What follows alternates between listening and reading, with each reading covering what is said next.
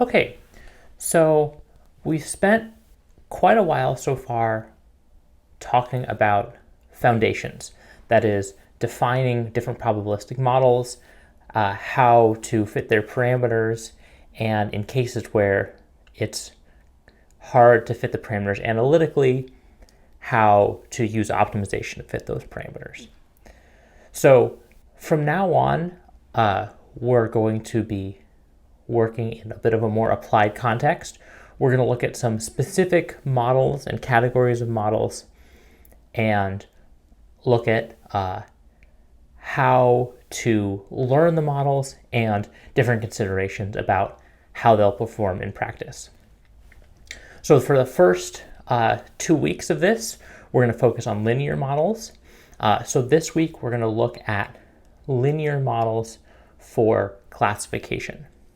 But let's start with looking at classification as a problem in itself. So let's look at generative classifiers. A generative classifier is one that looks something like this. We have our class label y, which is the thing we're trying to learn. That's in 1 to big C, the number of classes. So either 2 classes or some number of classes more than 2. And we imagine that the class label determines our observed features. So I'm giving a dark circle to our features x to indicate that they are observed, whereas y is the thing we're trying to infer. So in a generative classification context, we have a bunch of training data where we've observed both y and x, and then we're looking for a model that we can apply to some test data in practice where we've observed just x and we want to know y. Now, to do that, we want to do the following inference. We want to know the probability of y being a particular class given x and the parameters of our distribution theta. To get that probability, we can just apply Bayes' rule. On the top here, we have the probability of x comma y, which we've written out as probability of y equals c, so the prior probability of a particular class. This will be just a multinomial or a categorical distribution. Sorry, so this will be some value we'll learn pi c. That's the prior probability of each class. We may want to restrict ourselves from learning that. We'll talk about that in a little bit, and just learn that each class is equally probable. And then we have the prior probability of a given class multiplied by the likelihood of the given features given that class. And then we divide that by the same thing.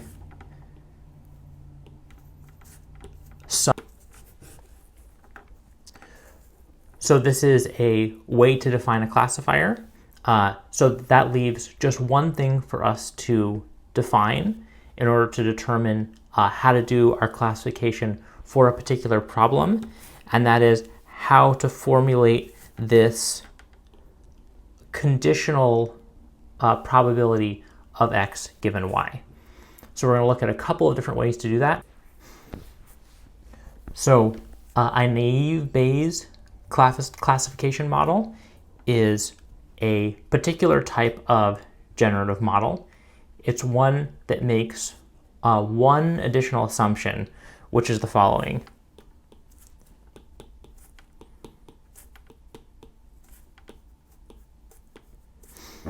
A naive Bayes model assumes that each observed feature is independent of one another given the label. That is, we can write the overall likelihood of x given y as the product for each of our different features, d1 up to big D, of probability of xd given y. One thing to note, one common misconception about this is that a naive Bayes classifier assumes that our features are independent. It doesn't quite make that assumption. So let's look at an example to see why it doesn't. So we're going to make a plot of x1 versus x2, two of our features. And let's say we have some data examples like this.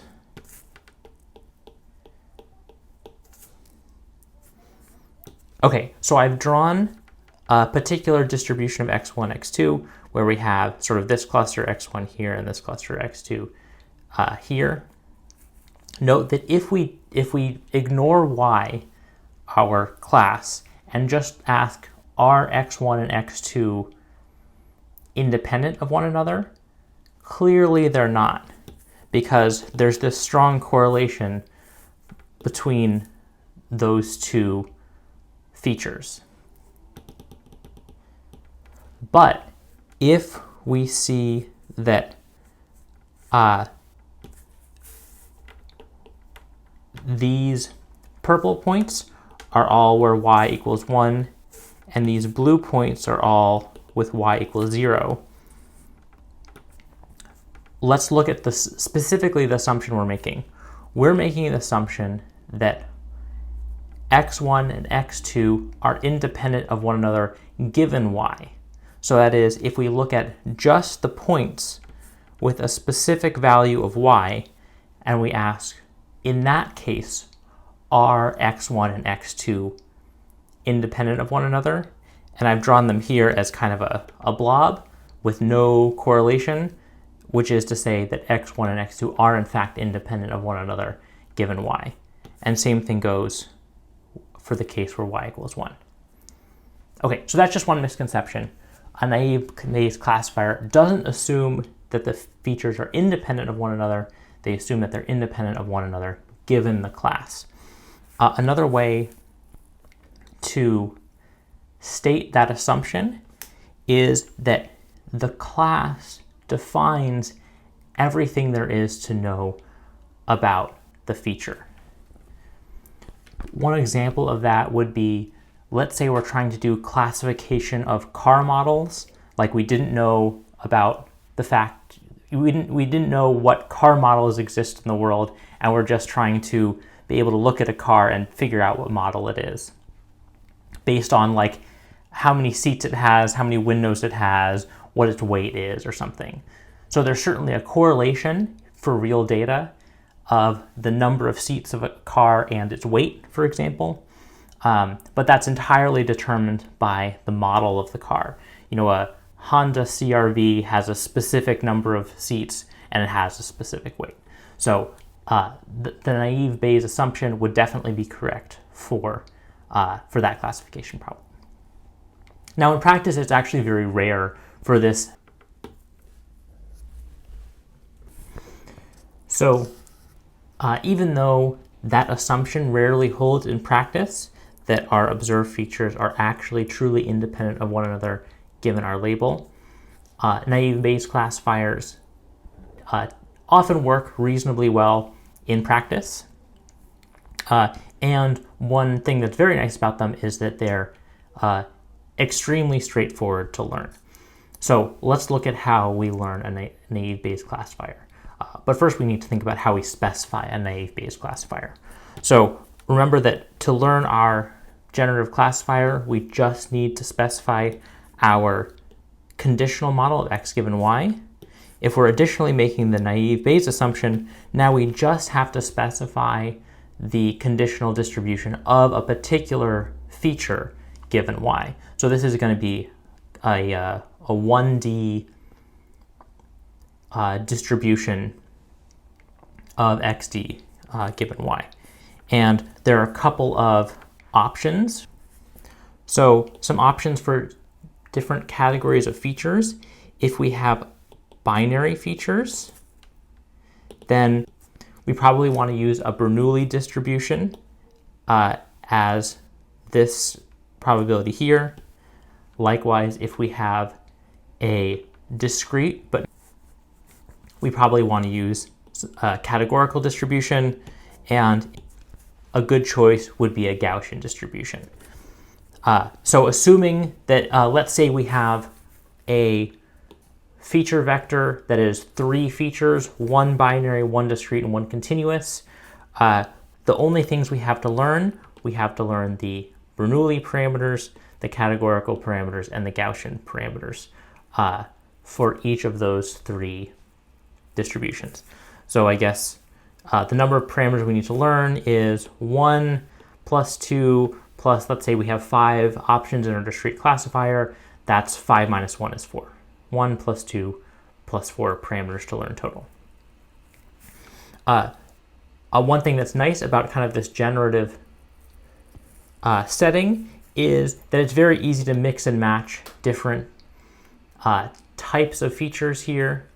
And if we know something about how our particular features are generated, let's say we have discrete data, but we know or we suspect that it's discrete data generated from a sum of coin flips. Well, what's the distribution one should use to define the sum of coin flips? That would be a binomial distribution. So we could easily plug in our binomial distribution instead of category. Let's look at how we learn a naive Bayes classifier from data. So remember that when we learn a classifier, we have a data set D, which is a big set of examples, X, Y, from 1 up to N. That's our data set D. So again, X is going to be a vector. That's the vector of features for a given example, and Y is our class, either one of 2 classes or one of multiple.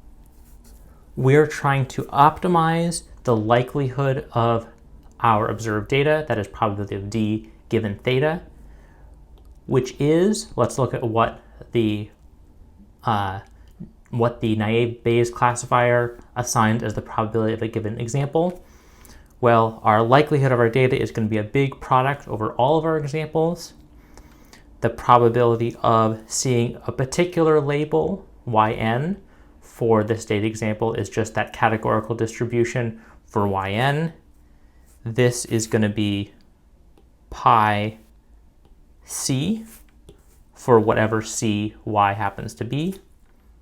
So let's call that Cn. And then for that particular example, we also have to multiply in the probability of all the observations, d equals 1 up to d for our number of features, of the probability of x n d, that is the dth feature for the nth example, given the class of the nth example. We're just going to rewrite our probability here. Notice we can write this as a product for the different classes. We're just using this indicator function trick where we put the indicator function of yn equals c into the exponent, and so there's just going to be one class for which this is 1, which means that we're going to get this term here with essentially no exponent, and then for all the others this will be 0, so this will just turn into 1. In order to fit these parameters, we want to pull out the parameters of the categorical distribution defining the label and the specific theta values for each of the classes. So it's not too hard that we can arrange this as follows. So first thing, we took the log because we're going to try to maximize the log likelihood as usual. Here I've pulled out all the terms with this categorical distribution, which just looks like this. And then same thing goes for the different classes. Note that we're swapping the order of the products or sums here, which is, we're allowed to do that in general. And so note that we can pull together all of or rather this decomposes into just separate sums for each of the different theta values. That is theta as it pertains to data example, or sorry, feature D and class C. And for that particular class feature combo, we just get a sum over the different examples with that class. That's how we're using that notation here. We're saying this is a sum over all the n's where yn equals c. So a kind of slightly more succinct way to write this is like this. Here we're using dy to be just the data about the labels, and dc to be just the examples of feature D for class C. And we're decomposing that likelihood like this. So now note that if we want to take the derivative with respect to a given parameter, let's see, theta for a particular D and particular C, this is just a big set of terms, and the only term that involves theta dc is this specific term here, the one with the C and D we're looking at respectively. So what this particular probability distribution is going to look like will change depending on what our distribution is. That is, if it's a Bernoulli distribution versus a categorical distribution versus a univariate Gaussian distribution. But we'll almost always be able to get a closed form analytical solution for our parameters. For example, in the case of a binary feature and a Bernoulli distribution, we get just this very familiar MLE estimate for theta dc, which is ndc. That is the